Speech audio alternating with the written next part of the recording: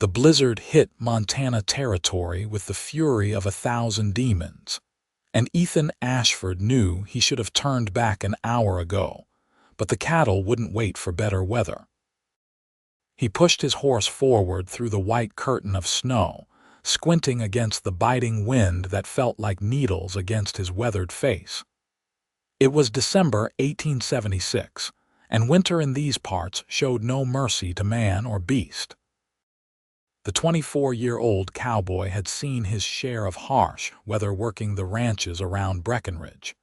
But this storm was something different, something that made even the most experienced men question their decisions.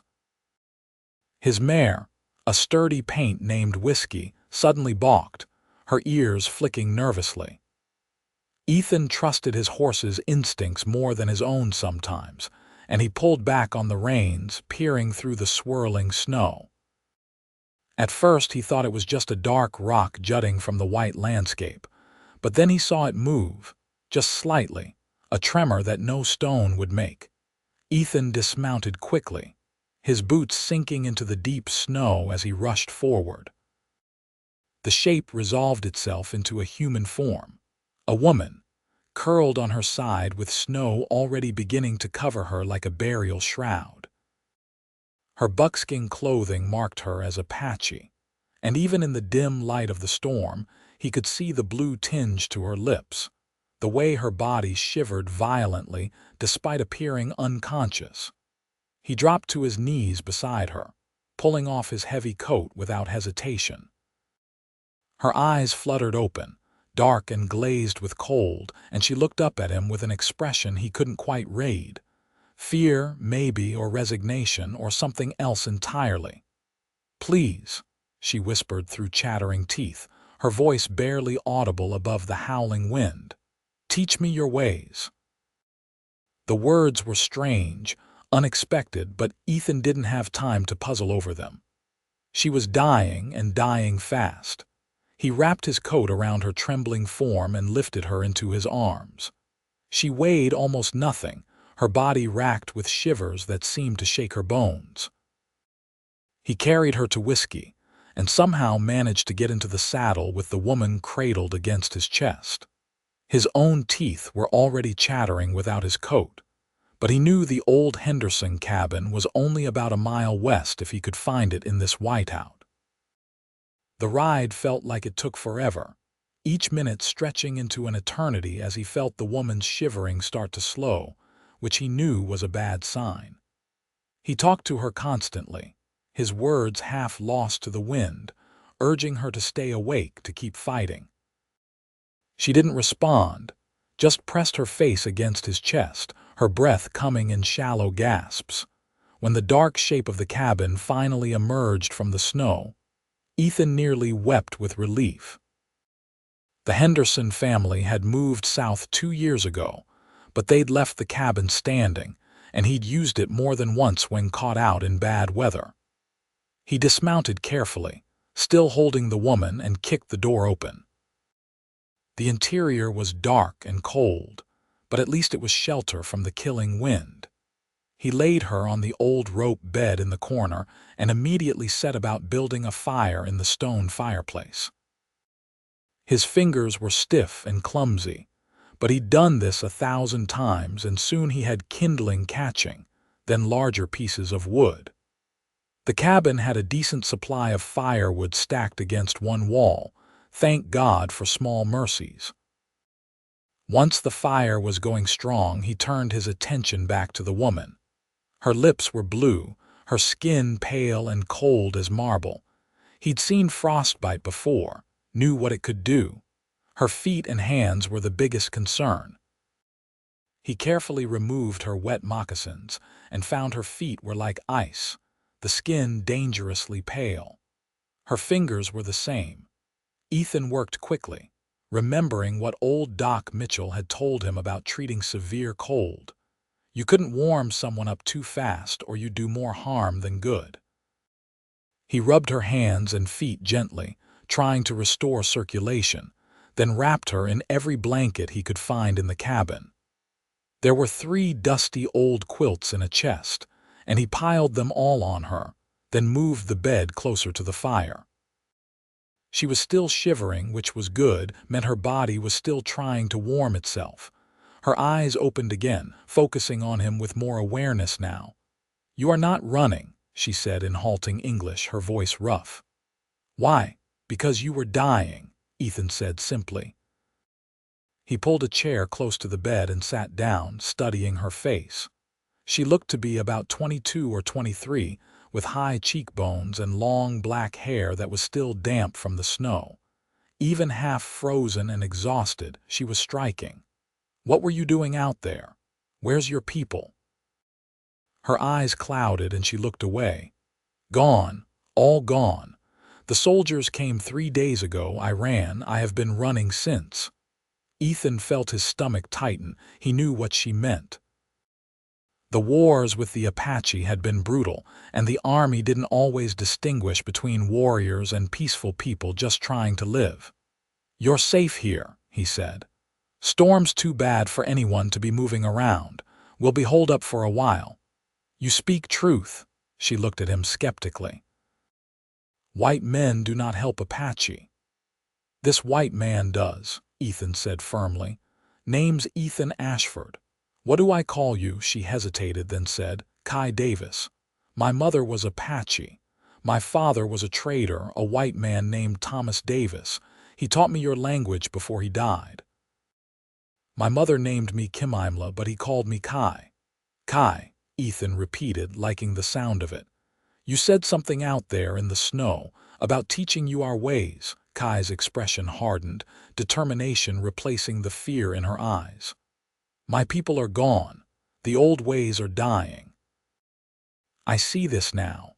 If I am to survive, I must learn to live as you do. I must become invisible among your people." The words were bitter, but Ethan heard the steel beneath them. This wasn't a woman giving up. This was a woman choosing to adapt, to survive at any cost. He respected that, even as his heart ached for what she'd lost. "Then I'll teach you," he said. "But first, you need to get well. Can you drink something warm? I've got coffee in my saddlebag." She nodded weakly. Ethan went to retrieve his bags from where he'd dropped them by the door. Whiskey was in the small lean-to stable attached to the cabin, out of the worst of the weather with some old hay to munch on. He'd check on her more thoroughly once he'd gotten Kai stabilized. He made coffee in the old pot over the fire, strong and black, and helped Kai sit up enough to drink.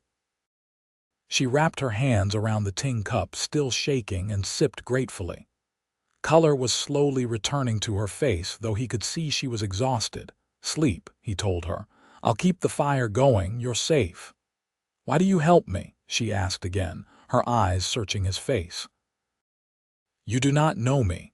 My people have killed white men. White men have killed my people." "Why?" Ethan was quiet for a moment, considering.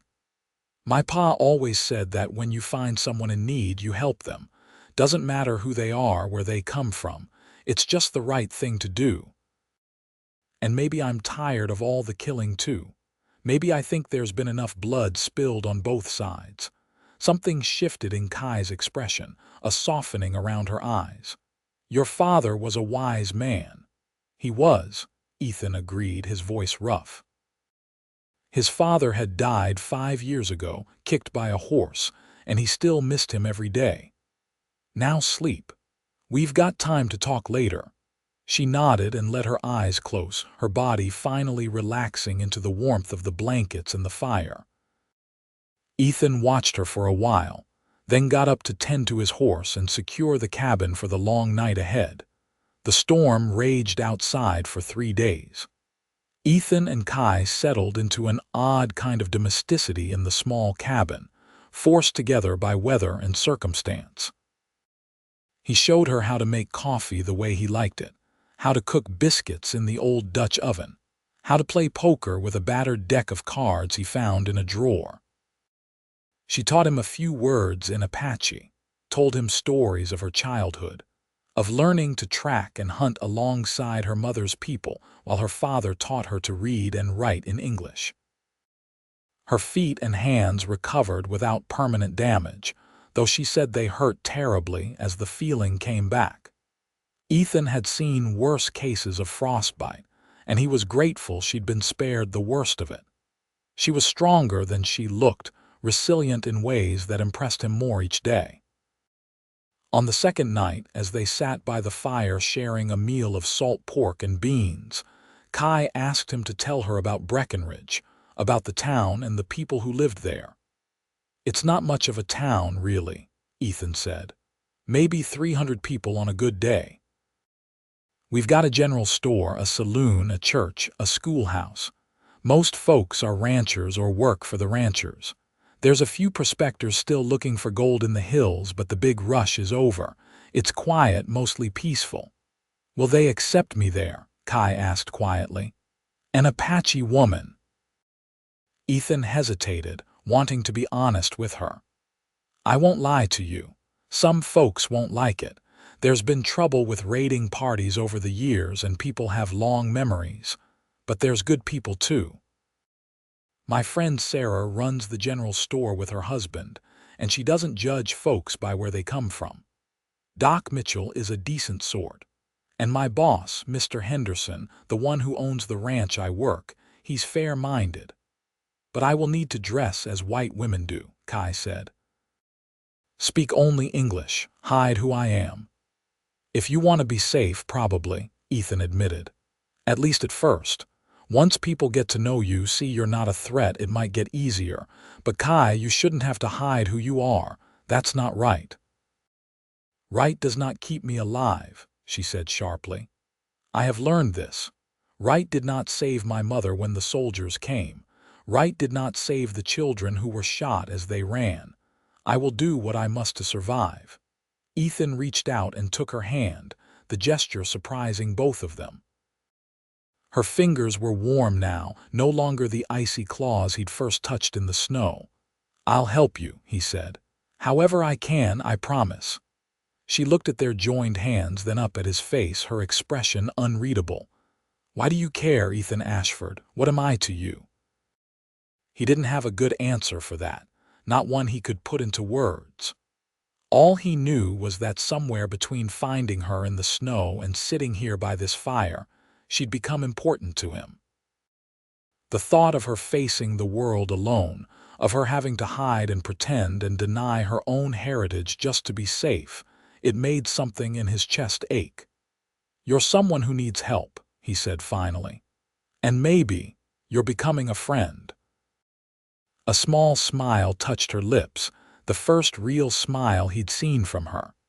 "Perhaps you are becoming a friend too, strange white cowboy who pulls freezing women from the snow." The storm finally broke on the fourth morning. Ethan woke to sunlight streaming through the cabin's small window and silence, blessed silence after days of howling wind. Kai was still asleep in the bed, her dark hair spread across the pillow, and he took a moment just to look at her, at the peaceful expression on her face. She was beautiful, he realized, not just striking but genuinely beautiful, and he felt something warm unfurl in his chest at the sight of her. He shook himself and got up to make coffee. They'd need to head back to Breckenridge today, and he needed to figure out how to introduce Kai to his world, how to keep her safe while honoring who she was. When she woke, they ate a quick breakfast and packed up.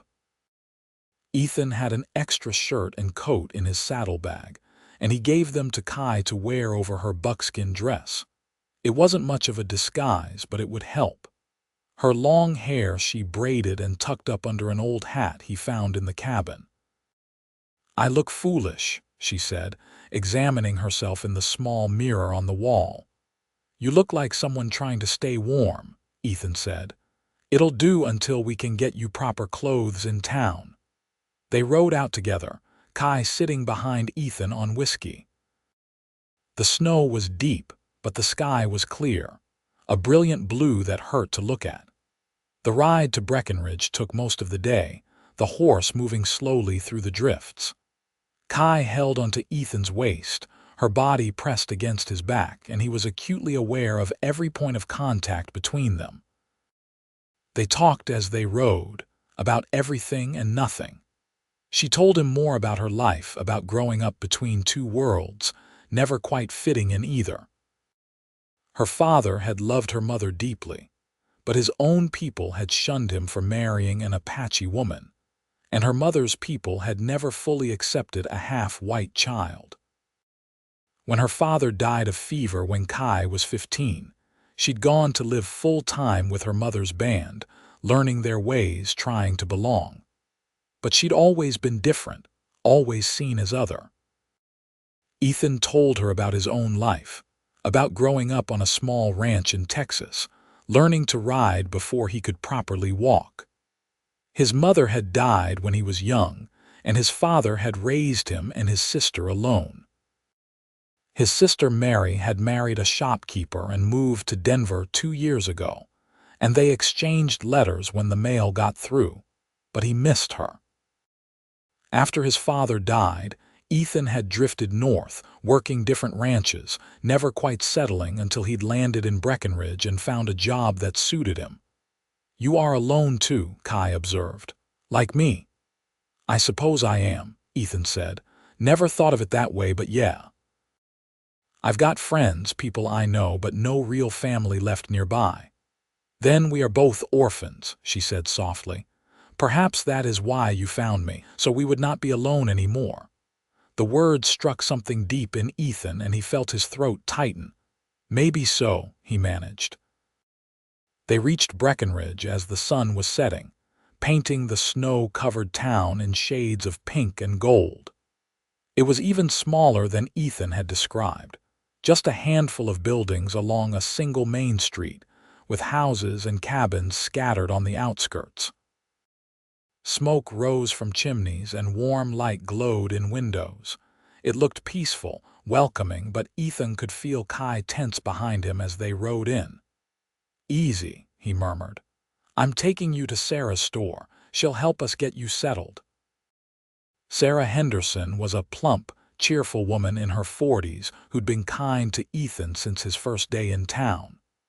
Her husband owned the ranch where Ethan worked, and she ran the general store with efficiency and warmth. When Ethan pushed open the door, the bell above it jingling, Sarah looked up from behind the counter with a welcoming smile that faltered only slightly when she saw Kai behind him. "Ethan, we were worried about you when the storm hit. Thank goodness you're safe." Her eyes moved to Kai, curiosity and wariness mingling in her expression. "And who's this?" "Sarah, this is Kai Davis. I found her half frozen in the storm. She needs help, and I was hoping you might have some clothes she could use, maybe help her get settled." Ethan kept his voice calm and steady, silently willing Sarah to see past Kai's heritage to the person underneath. Sarah studied Kai for a long moment, and Ethan held his breath. Then the older woman's face softened, and she came around the counter. "Half frozen, you say? My goodness, child, you must have been terrified. Come, let's get you warmed up and properly dressed. Ethan, you go on home and get yourself sorted. I'll take care of her." Relief flooded through Ethan. "Thank you, Sarah. I knew I could count on you." Kai looked at him, uncertainty in her dark eyes. "You are leaving me, just for tonight," Ethan assured her. "Sarah will help you, get you clothes and a place to sleep. I'll come by tomorrow, I promise." "You promise," Kai repeated, as if testing the weight of the words. "On my life," Ethan said firmly. Sarah took Kai's arm gently and led her toward the back room of the store where she kept her personal living quarters. "Don't you worry, dear. We'll get you fixed up just fine. Do you like tea? I've got a lovely chamomile that'll warm you right through." As they disappeared into the back, Kai glanced over her shoulder at Ethan one more time. He nodded encouragingly, then turned to leave, his heart strangely heavy at the separation, even though he knew it was necessary. That night, lying in his own bed in the small cabin he rented on the edge of town, Ethan couldn't stop thinking about Kai. Was she comfortable? Was Sarah treating her well? Would she still be there in the morning, or would she run, afraid of this new world she'd asked him to teach her?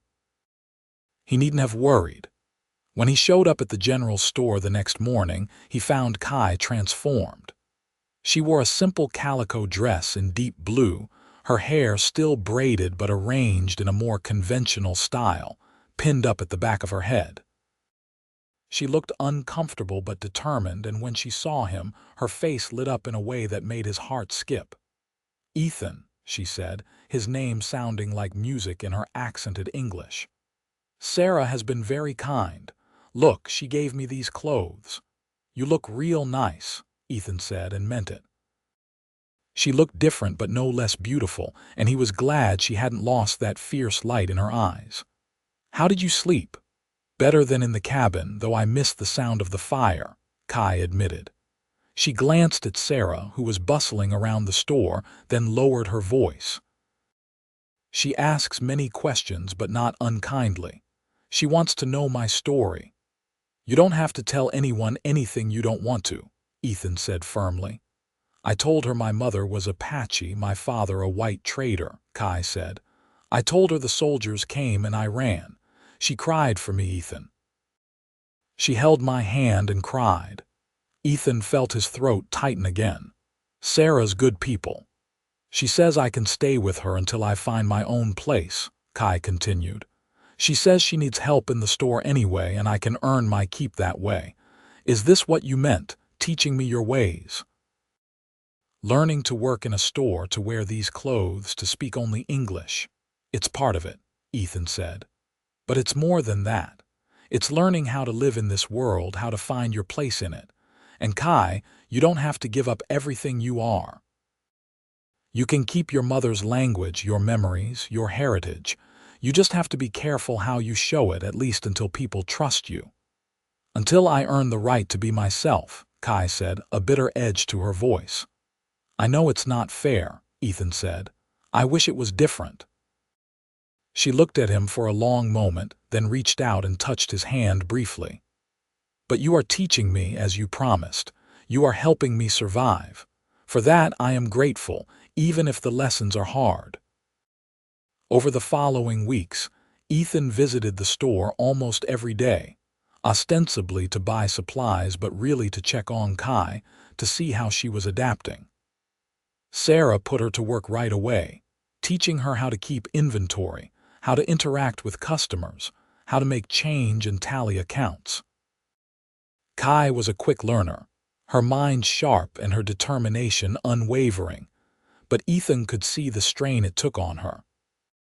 She had to smile at men who looked at her with suspicion, had to endure whispered comments about her heritage, had to pretend she didn't hear when someone called her a half-breed or worse. More than once, Ethan wanted to defend her, to throw out anyone who disrespected her, but Kai would catch his eye and shake her head slightly. She was fighting her own battles in her own way. They fell into a routine. Ethan would stop by in the morning before heading out to the ranch, bringing her small things he thought she might like. A pretty ribbon for her hair, a book he'd enjoyed, fresh eggs from the ranch. They'd talk for a few minutes, carefully formal with others watching, but their eyes said more than their words ever could. In the evenings, when the store closed, sometimes Ethan would take Kai for walks around town, showing her the different buildings, introducing her to people he trusted. Doc Mitchell was kind, tipping his hat and welcoming her to Breckenridge. The school teacher, Miss Emma Winters, was warm and asked if Kai could read and write. When Kai said yes, Emma immediately suggested she might help with the younger children, teaching them their letters. Not everyone was welcoming. The saloon owner, a gruff man named Jack Porter, made it clear he didn't want Indians in his establishment. The banker, Mr. Horace Whitman, looked down his nose at Kai and suggested to Ethan that he was making a mistake associating with her kind. But there were more good people than bad, and slowly, carefully, Kai began to find her place. It was on one of their evening walks, about 6 weeks after he'd found her in the snow, that everything changed. They were walking along the edge of town, where the buildings gave way to open prairie, and the winter sun was setting in a blaze of orange and purple. Kai had been quiet, more so than usual, and Ethan finally asked what was troubling her. "I am learning your ways," she said slowly. "I work in the store, I wear the dresses, I speak the English, I smile at people who hate me, but Ethan, I feel like I am disappearing. Like Kimimla is dying and only Kai remains, and Kai is not real. She is just a shadow." Ethan stopped walking and turned to face her. "You're not disappearing. You're still you, just adapting. There's a difference." "Is there?" She looked up at him, and he saw tears glittering in her eyes. "I cannot pray to my mother's gods, I cannot sing her songs, I cannot speak her language. What am I if I cannot honor where I come from?" "Then do those things," Ethan said fiercely. "Not in the middle of town, maybe, but with me, with people you trust. Kai, you asked me to teach you my ways, but that doesn't mean you have to forget yours. You can be both. You can honor your mother and survive in this world." "Can I?" she whispered. "Or is that just a dream?" Ethan reached out and took her hands, propriety be damned. "You can. I know you can. You're the strongest person I've ever met, and I'll help you however I can. If you need to speak Apache, speak it to me. If you need to sing, sing. If you need to pray, pray. I'll stand guard, I'll keep you safe, I'll do whatever it takes." "Why?" Kai asked, the question she'd asked him so many times before. "Why do you care so much?" And Ethan, standing there in the fading light with her hands in his, finally understood the answer.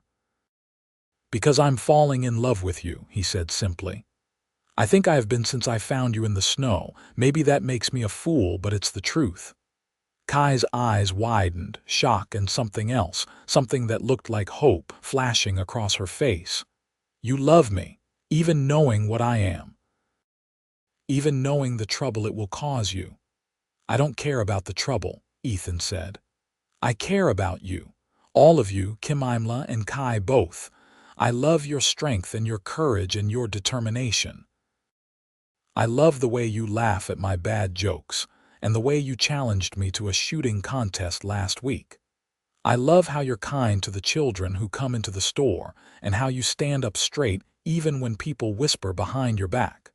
I love you." Tears spilled down Kai's cheeks, but she was smiling, really smiling for the first time since he'd known her. "I think I am falling in love with you too, strange white cowboy. You make me believe that perhaps I can be both, that perhaps I do not have to choose between surviving and being myself. You make me hope, and I have not hoped in a long time." Ethan pulled her close, wrapping his arms around her, and she came willingly, burying her face against his chest. They stood there as the sun set completely and stars began to appear in the darkening sky, just holding each other. Two lost souls who'd somehow found home in each other's arms. When they finally pulled apart, Ethan cupped her face in his hands and kissed her, gentle and reverent.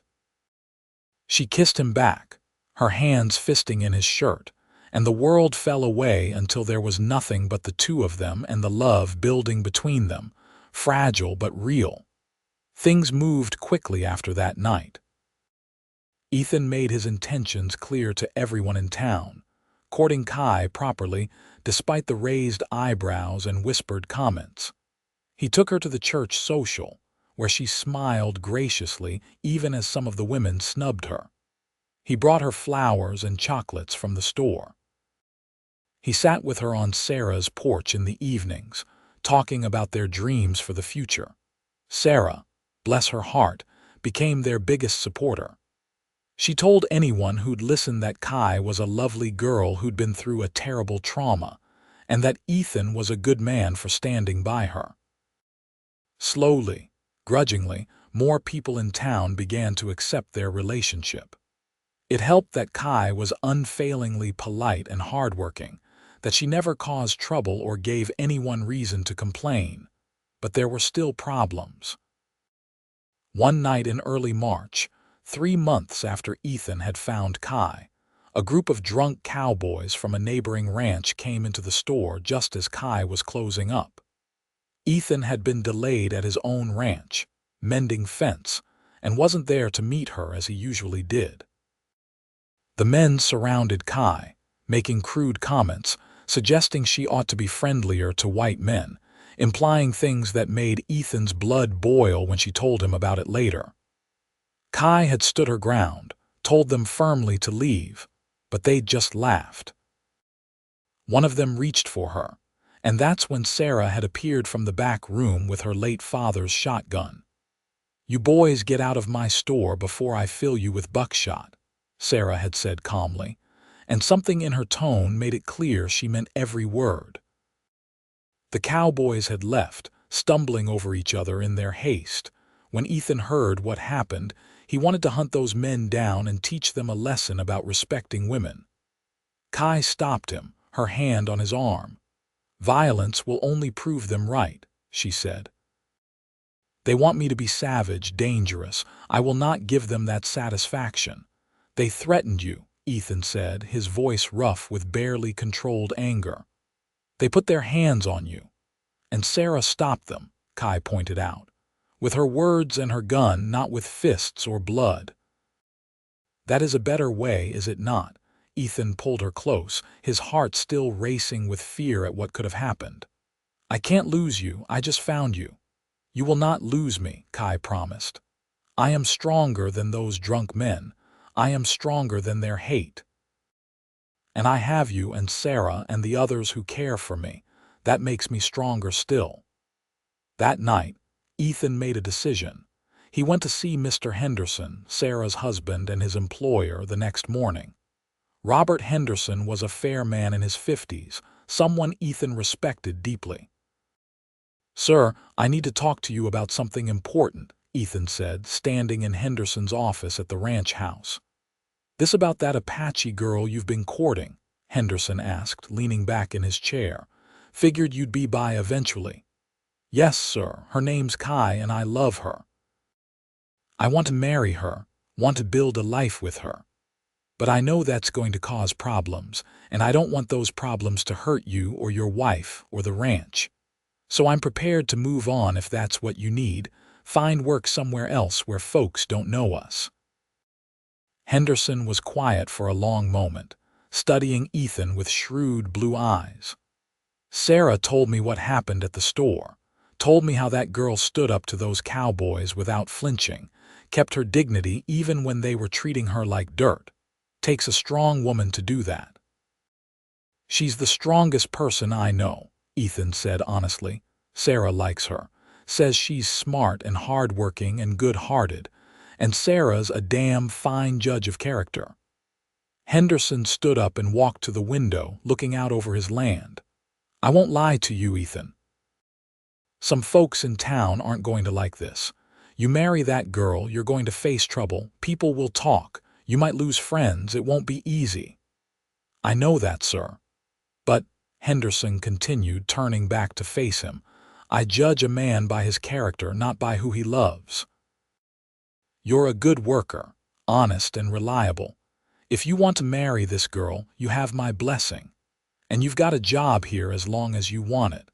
I'll make it clear that anyone who works for me will treat your wife with respect, or they can find work elsewhere." Relief flooded through Ethan, so strong his knees almost buckled.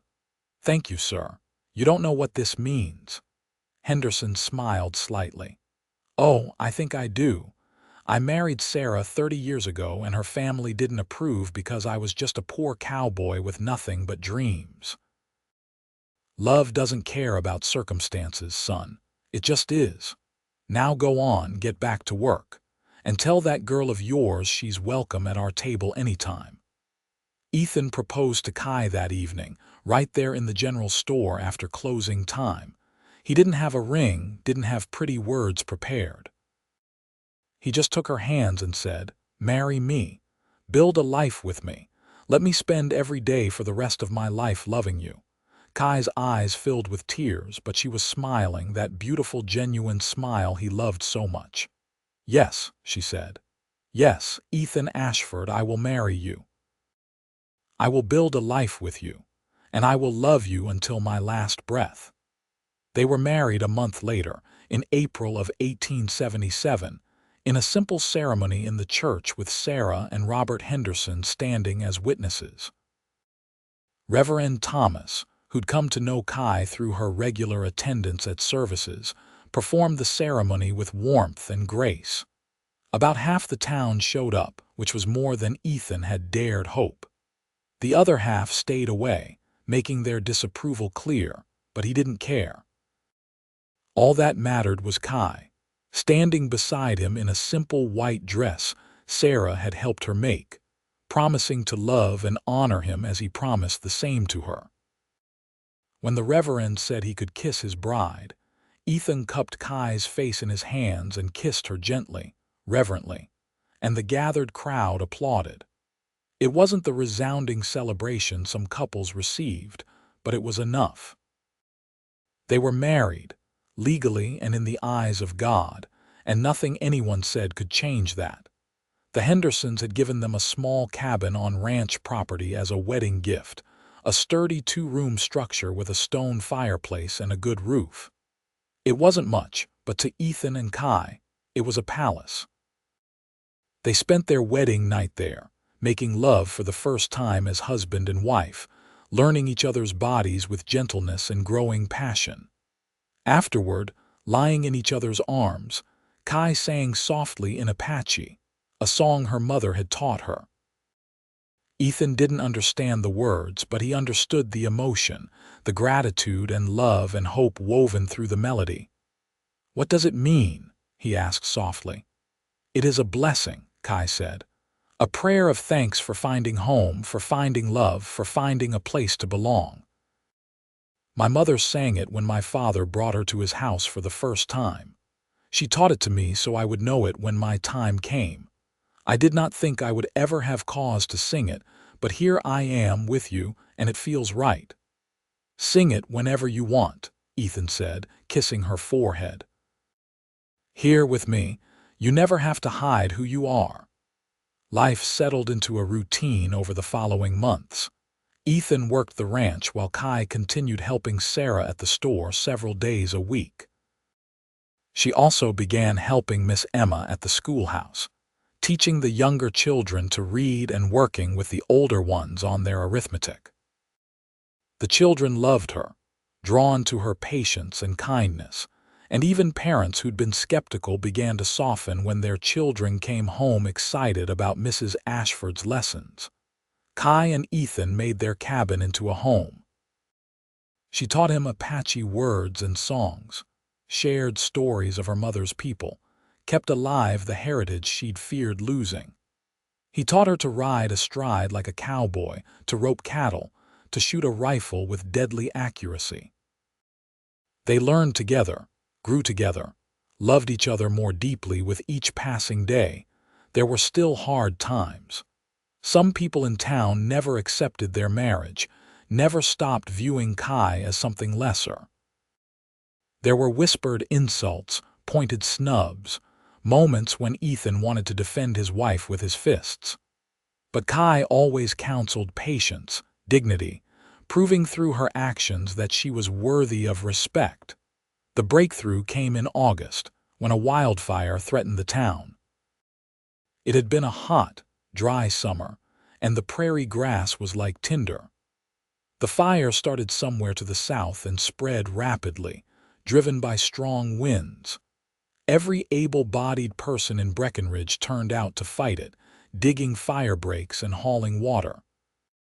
Kai worked alongside everyone else, her dress soaked with water, her face black with soot. She organized the women and children into bucket brigades, directed efforts with calm efficiency. And when one of the men was burned by flying embers, she treated him with poultices and bandages, knowledge learned from her mother. The town managed to turn the fire, saving most of the buildings, but it was a near thing. When it was finally over, everyone was exhausted, grateful, and bound together by shared survival. And Kai, who'd worked as hard as anyone who'd helped save the town she'd called home, was finally, truly accepted. Jack Porter, The saloon owner, who'd been so hostile before, walked up to her as she was washing soot from her face at the town well. "Mrs. Ashford," he said gruffly, "I owe you an apology. You're a brave woman and you've got a good heart. I'm sorry I didn't see it before." Kai looked at him steadily. "I understand why you were afraid, but I am glad you see me now for who I am." "You're one of us," Porter said simply. "That's who you are.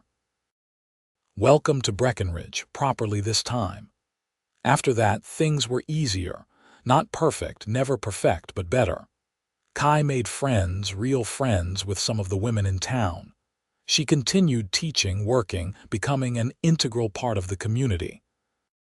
And through it all, her love for Ethan only grew stronger. In the spring of 1878, Kai told Ethan she was pregnant.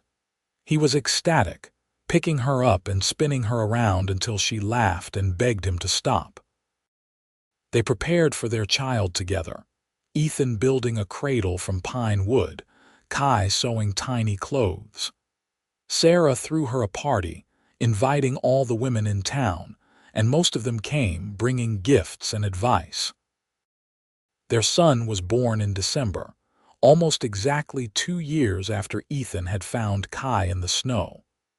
They named him Thomas, after Kai's father, with the middle name James after Ethan's father.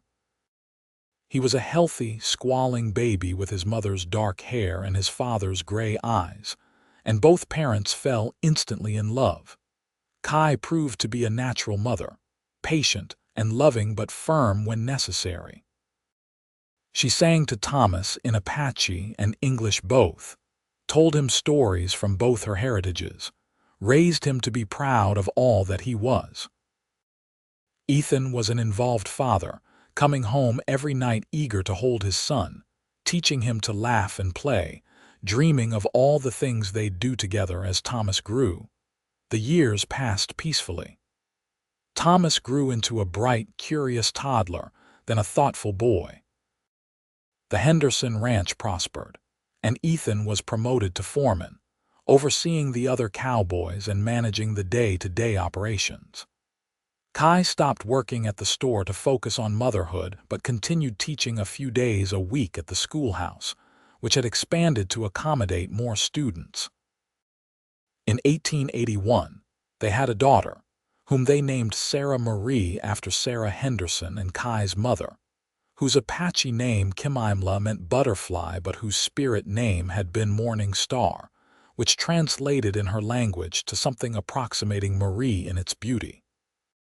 Sarah was a delicate baby, quieter than Thomas had been, with her father's coloring but her mother's fine features. Kai sometimes worried about her children, about what they would face growing up mixed heritage in a world that often saw things in black and white. But Ethan always reminded her that they were raising their children in love, teaching them pride and strength and compassion.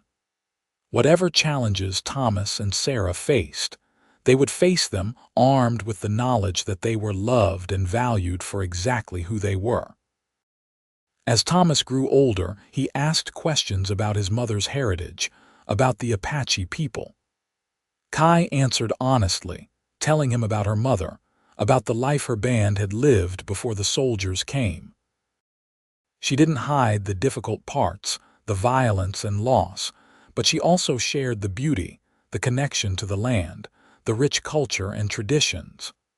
"Why did the soldiers attack your mother's people?" Thomas asked one evening when he was about 8 years old. He was sitting at the kitchen table, watching Kai prepare dinner while Ethan played with 4-year-old Sarah in the other room. Kai paused in her work, considering how to answer. "Because people fear what is different," she said carefully, "and because there was land that both groups wanted." The Apache had lived on that land for generations, but white settlers wanted it too. Instead of finding a way to share, to live together, they fought. Many people on both sides died. "That's stupid," Thomas said with a child's simple wisdom. "Yes," Kai agreed, "it is. And it is important that you learn from these mistakes, that you grow up understanding that different does not mean bad or dangerous. People are people, no matter the color of their skin or the language they speak. But some people will hate me because of what I am, Thomas said.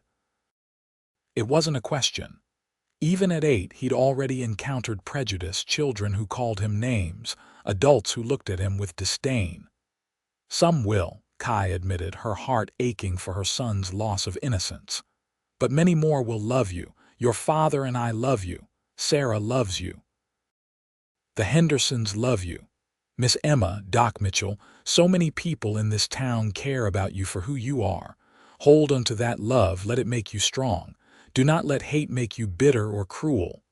Thomas thought about this, then nodded solemnly. I'll try, Mama. Kai crossed to him and hugged him tightly. That is all anyone can ask. The family continued to grow and thrive. In 1884, another son was born, whom they named Daniel after Ethan's grandfather. The cabin was getting crowded, so Ethan and some of the ranch hands built an addition, adding 2 more bedrooms and enlarging the kitchen. The Ashford home became known for its warmth and hospitality, with Kai always ready to feed anyone who stopped by and Ethan quick to help a neighbor in need. Kai never forgot where she came from, but she also embraced where she was. She taught her children Apache traditions alongside frontier ones, took them out to the prairie to show them how to read the land, how to track, how to honor the earth that sustained them. She also taught them reading and writing, arithmetic and history, preparing them to live in the modern world. Ethan watched his wife with awe, marveling at how she'd taken that desperate plea whispered through chattering teeth, "Teach me your ways," and turned it into something beautiful. She hadn't just learned his ways, she'd blended them with her own, creating something new and unique, a life that honored both heritages. As the years passed, Montana Territory grew and changed. In 1889, Montana became a state, a cause for great celebration in Breckenridge. The town itself expanded, gaining new businesses, a telegraph office, even a small newspaper. The railroad came through in 1891, connecting Breckenridge to the wider world and bringing new opportunities. Through it all, Ethan and Kai remained anchors for each other and for their children. They faced challenges, certainly. There were droughts and harsh winters, illness and injury, financial struggles and social pressures. But they faced everything together, their love never wavering, their commitment to each other and their family absolute.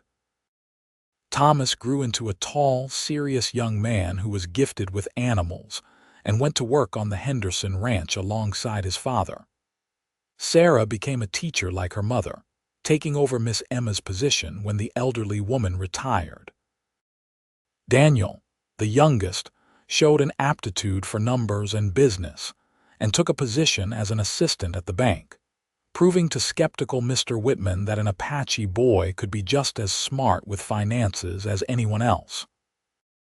In the summer of 1895, 18 years after their wedding, Ethan and Kai sat on the porch of their now comfortable home, watching the sunset paint the Montana sky in shades of gold and crimson. Their children were grown, Thomas courting a nice rancher's daughter, Sarah receiving letters from a young man studying law in Helena, Daniel excitedly planning a trip to Denver to learn new banking practices. "Did you ever imagine this?" Ethan asked, taking Kai's hand. They were both in their early 40s now, graying at the temples, lines around their eyes from years of smiling and squinting into the sun. "That night in the cabin, when you first asked me to teach you my ways, did you imagine all this?" Kai was quiet for a moment, her fingers intertwined with his. "No," she admitted. "I imagined survival, nothing more. I thought I would learn to blend in, to disappear, to exist on the edges of your world. I did not imagine love. I did not imagine a home, a family, a life that feels full and rich and real." "You didn't disappear," Ethan said softly. "You never could have. You're too bright, too strong. You didn't fade into my world, you changed it, made it better, made me better.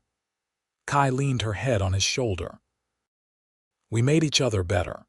You gave me safety, but more than that, you gave me permission to be fully myself. You taught me that I did not have to choose between who I was and who I needed to become. You showed me I could be both Kimimla and Kai, Apache and American, all the pieces of myself together. I love all those pieces, Ethan said, kissing the top of her head. Every single one. They sat in comfortable silence as the sun finally dipped below the horizon and stars began to appear. The night sounds of the prairie rose around them, crickets and distant coyotes, the rustle of wind through grass, sounds that had become as familiar as breathing. Thank you, Kai said suddenly. For what? For not leaving me in the snow, for teaching me, for loving me, for giving me this life. She gestured to the house behind them, to the children's rooms that were now mostly empty as they built their own lives. For everything. Ethan pulled her close. I should be thanking you. You gave me a reason to build something permanent to stop drifting. You gave me love and family and a purpose beyond just surviving. You taught me just as much as I taught you. Then we are even, Kai said with a smile in her voice. I suppose we are. More years passed, peaceful and full. Thomas married his sweetheart, a blonde rancher's daughter named Catherine, and they had 3 children who called Ethan and Kai Grandpa and Grandma with gleeful abandon. Sarah married her lawyer, a principled man named Robert who treated her like the treasure she was, and they settled in Helena but visited often. Daniel eventually took over as head of the bank in Breckenridge, having proven himself absolutely indispensable, and married a quiet librarian who shared his love of books and numbers. Kai became a grandmother with the same grace and love she'd brought to motherhood, teaching her grandchildren the same blend of traditions she'd taught her own children. Ethan delighted in his grandchildren, taking them fishing and riding, telling them stories of the old days, spoiling them as grandparents do. Sarah Henderson passed away peacefully in her sleep in 1903, and both Ethan and Kai mourned her deeply. She'd been Kai's first real friend in Breckenridge, her defender and supporter, and the town gathered to honor her memory. Robert followed his wife a year later, leaving the ranch to his son, who kept Ethan on as foreman even as he moved into his 60s and probably should have retired. The world continued to change rapidly. Automobiles appeared on the streets of Breckenridge in 1907, seeming impossibly modern. The town got electric lights in 1909 and a telephone exchange in 1910. The wild frontier was being tamed, civilized, transformed into something new.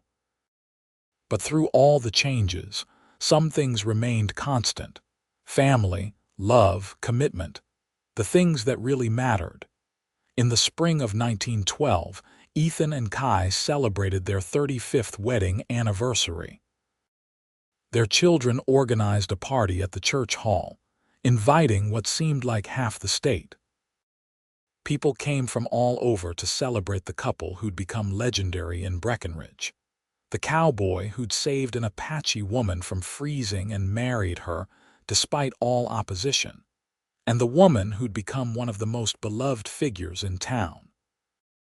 There were speeches and toasts, stories and laughter. Old Jack Porter, now in his 80s, told the story of how Kai had helped save the town from fire all those years ago. Miss Emma Winters, retired but still sharp as a tack, talked about what an amazing teacher Kai had been.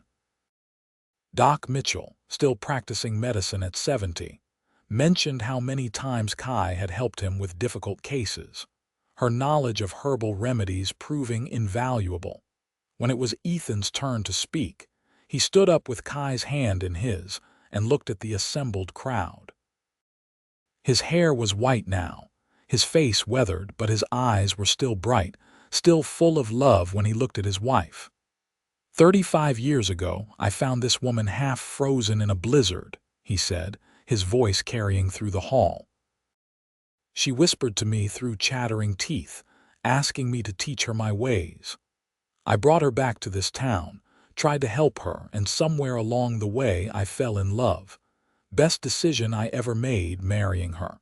She taught me just as much as I ever taught her. She taught me about strength and courage. She taught me about holding on to who you are even when the world wants you to be someone else. She taught me that love is bigger than fear, than prejudice, than all the things that divide us. And she gave me a family, a home, a life worth living. So thank you, Kai Ashford, for saying yes. Thank you for 35 years. Here's to 35 more. The crowd applauded, many with tears in their eyes.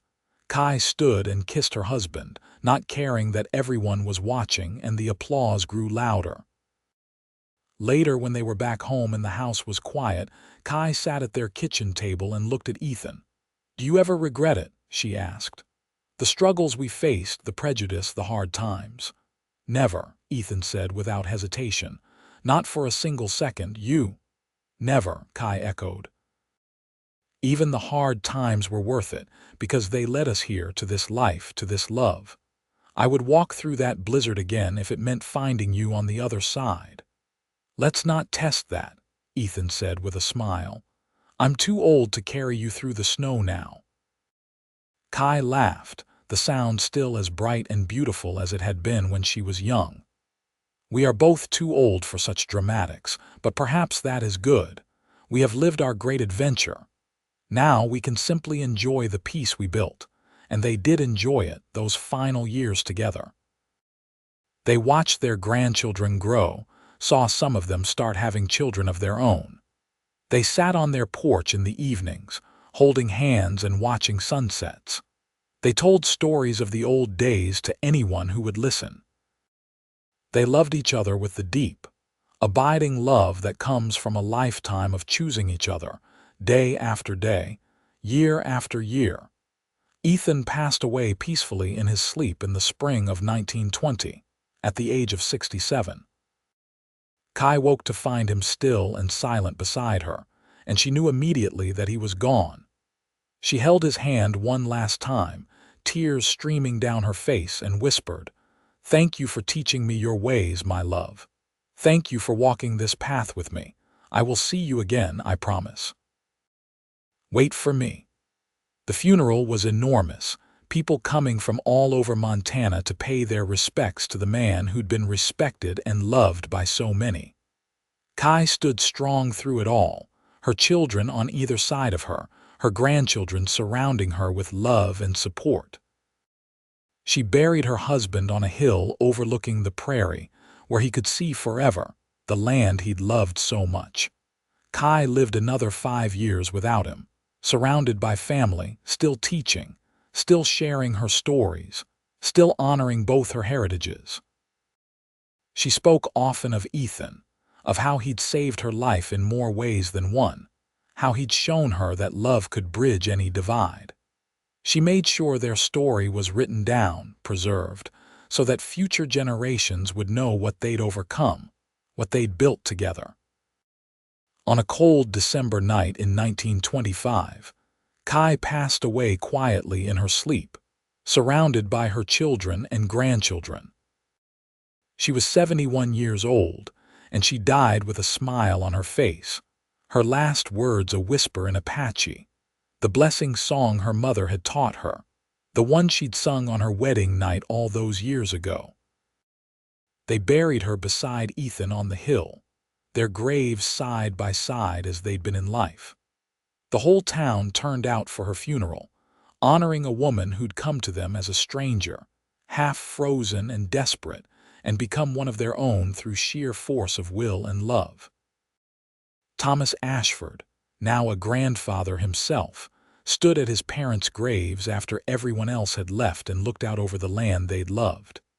He thought about everything they'd taught him, about honoring who you are, about choosing love over fear, about building bridges instead of walls. "You taught us well," he said quietly to the markers. "Both of you. You showed us how to live, how to love, how to be proud of all the parts of ourselves. Your story isn't ending here. It lives on in us, in our children, in everyone you touched. Thank you. Thank you for being brave enough to love each other, to build this life. We'll make sure no one forgets. And they didn't forget. The story of Ethan and Kai Ashford became legend in Breckenridge, Montana, passed down through generations.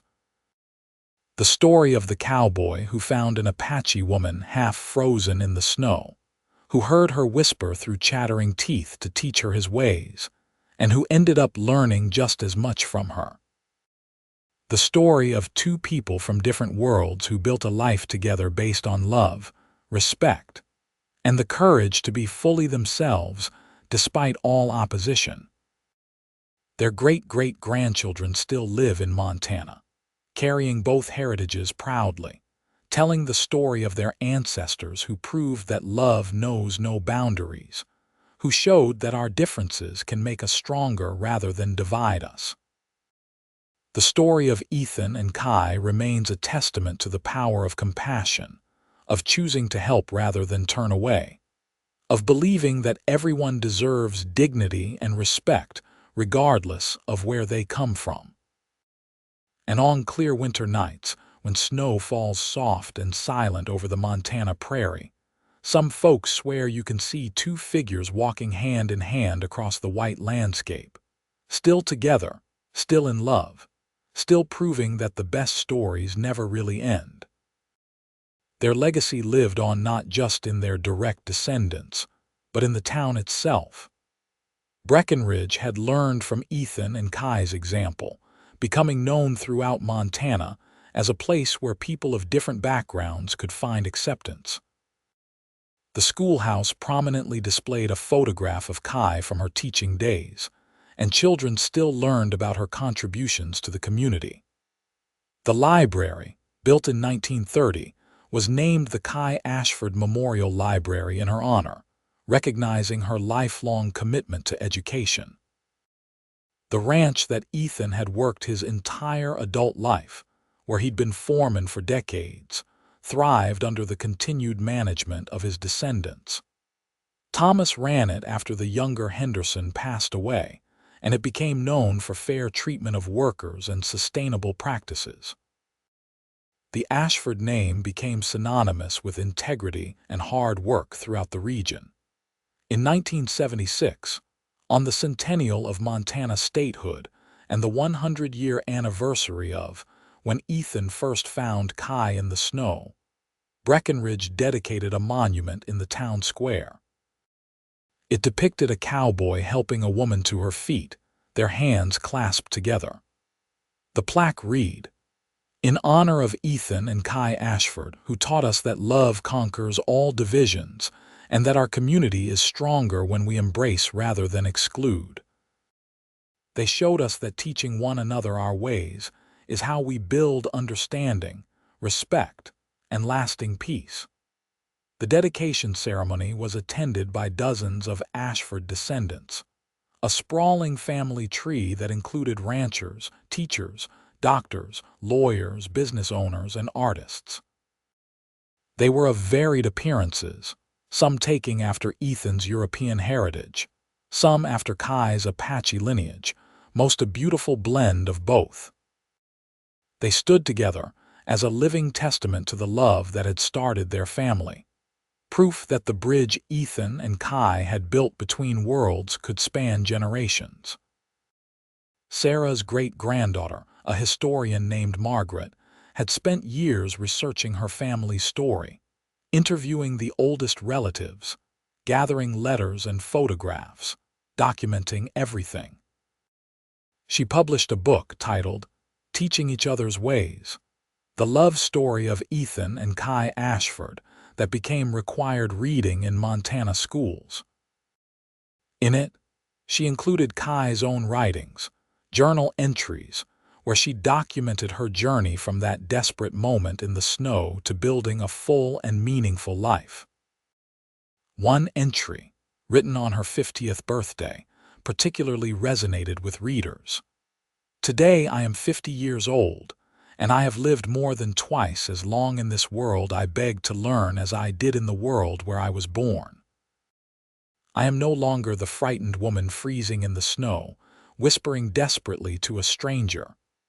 I am strong now, rooted, blessed with love and family beyond anything I could have imagined. Ethan taught me his ways as I asked, but the greatest lesson he taught was this: that I never had to stop being myself to find a place in his world. I could be fully Kimimla and fully Kai Ashford. I could honor my mother's people while building a life among my father's. The two are not in opposition. They are both part of who I am.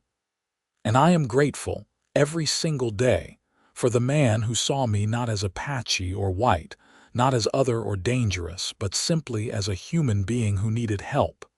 That moment of compassion changed everything. It gave me not just life, but a reason to live. It gave me love, family, purpose, and belonging. My only regret is that I cannot thank him enough, though I try every day to show him with my actions, my love, my devotion. We have built something beautiful together, something that will outlast us both. That is perhaps the finest thank you I can offer. The house that Ethan built and expanded over the years still stood well into the 21st century, carefully maintained by the family, eventually donated to the Montana Historical Society as a museum.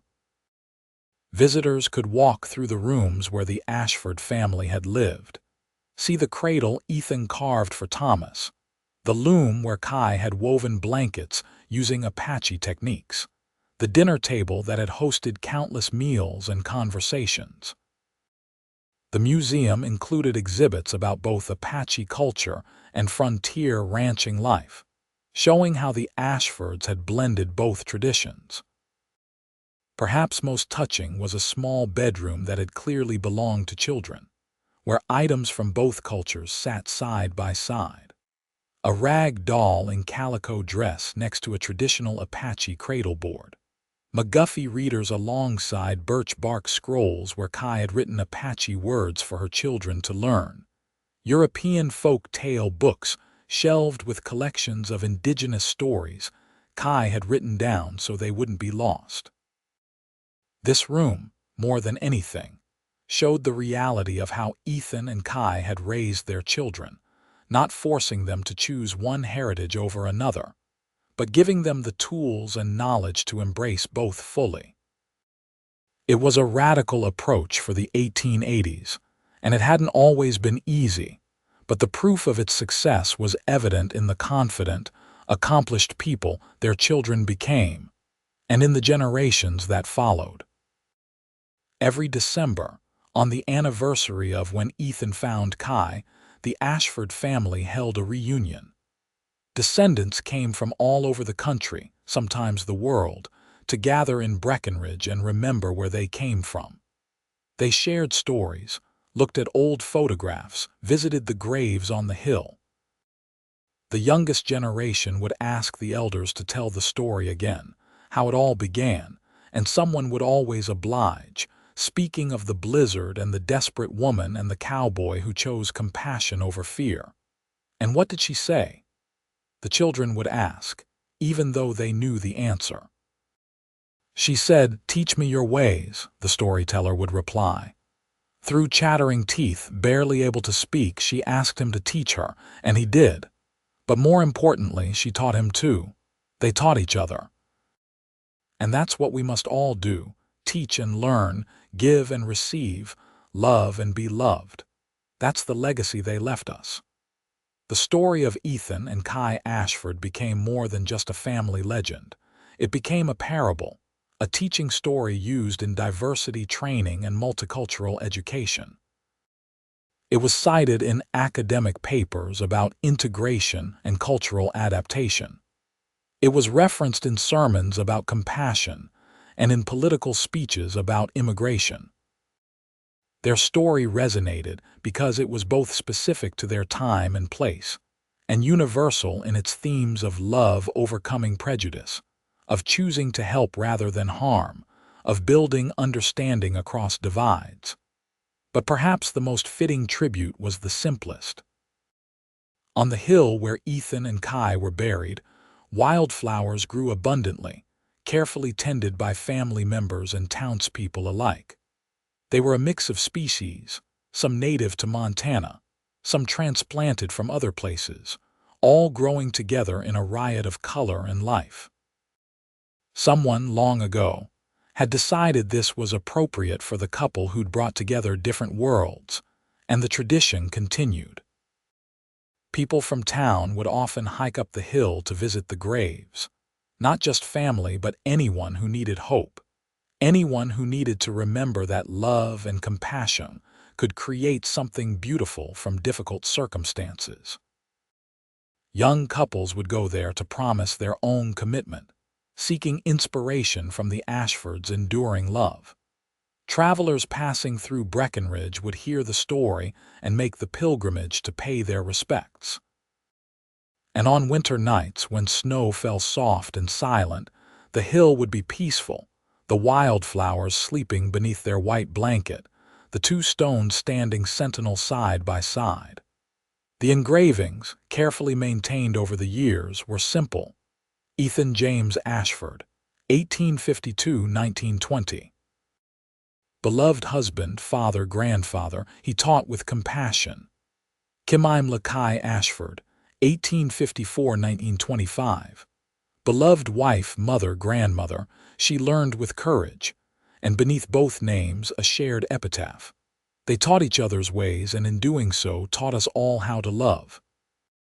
The story that began with a cowboy finding an Apache woman half frozen in the snow, with a desperate whisper through chattering teeth, became a story about so much more.